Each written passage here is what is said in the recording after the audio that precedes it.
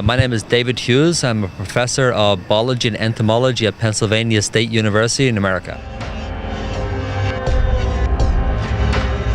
So as an evolutionary biologist interested in diseases, they've called me into this game in order to provide some detailed background to how diseases transmit.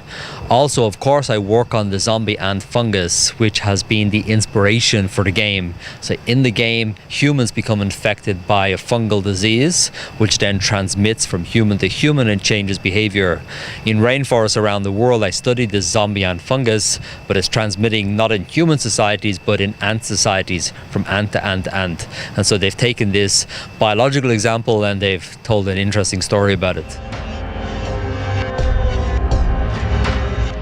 Humans do get infected by parasites which live in other animals. That's a fact of living in high density societies. 60% of our diseases come from animals that we consume as food or that we live in close quarters with. So things such as influenza or SARS or AIDS, toxoplasma, rabies, many diseases which have crippled human societies do infect us because we live with animals. Now the question is, could the fungus in an ant infect a human? There's no biological reason why that can't happen. The practical reason is that we don't spend a lot of time with ants. We spend a lot more time with chickens. And so because we spend a lot of time with chickens, we get chicken diseases. Once upon a time, we used to spend a lot of time with horses because we didn't have a car. And then we got a lot of horse diseases. And if we start spending a lot of time with other animals, we'll get their diseases. People in Africa spend a lot of time eating chimpanzees or going into forests to get bushmeat.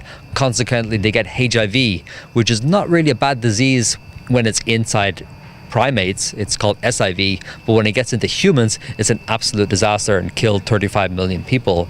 So were we to decide we want to spend a lot more time with ants, then we could easily acquire ant diseases. But at the moment, we're happy to acquire diseases of chickens and horses and dogs and whatever else we live with.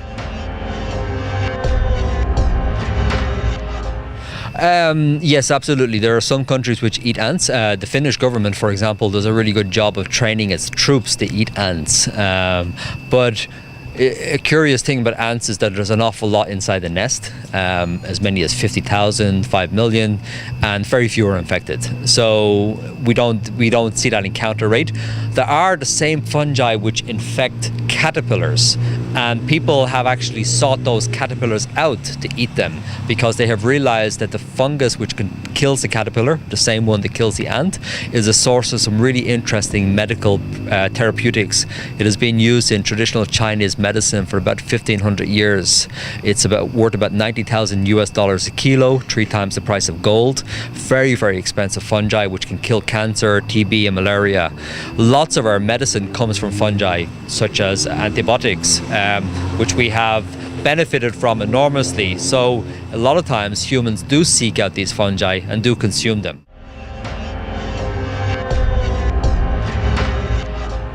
Once we stop looking after the cities that we live in, because most of us are dead, then the cities quickly get taken over. I mean, here we're standing on a dock in Amsterdam, and then already you can see grass growing through the cracks and all over. So if we were to leave it for any period of time, nature would bounce back. It's rather amazing how quickly we would see nature coming back. So in New York City, for example, if we stop pumping out the water from the subways, which is constantly flooding in, then we will see that we'll be overrun by water very soon. I guess a similar thing in Amsterdam as well.